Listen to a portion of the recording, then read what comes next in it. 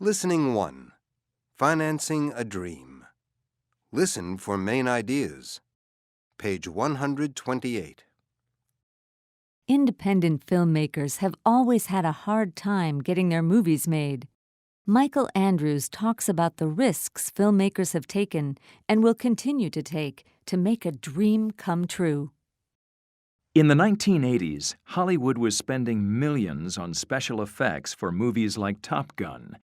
At the same time, Spike Lee made his first movie for the very low cost of $180,000. He used his own savings.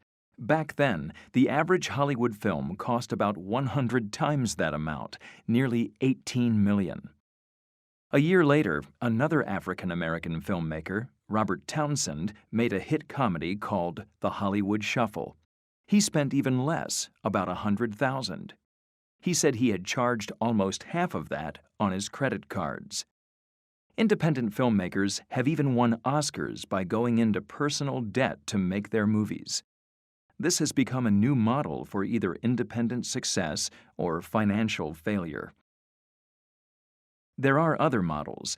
Some movie makers have taken out second mortgages on their homes. Many shoot on video rather than film to save a lot of money.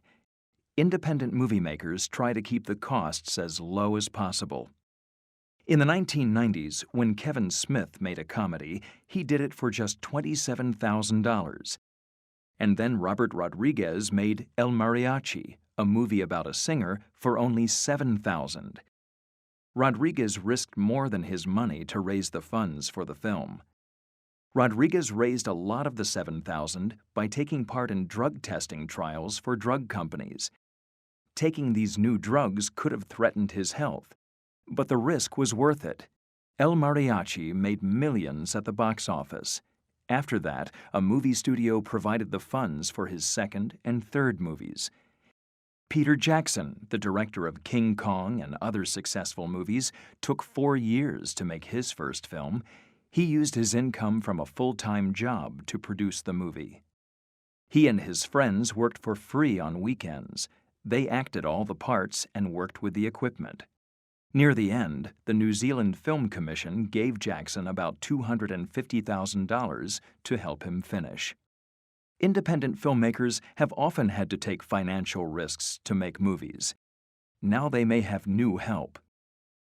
Some filmmakers are putting their work on the internet.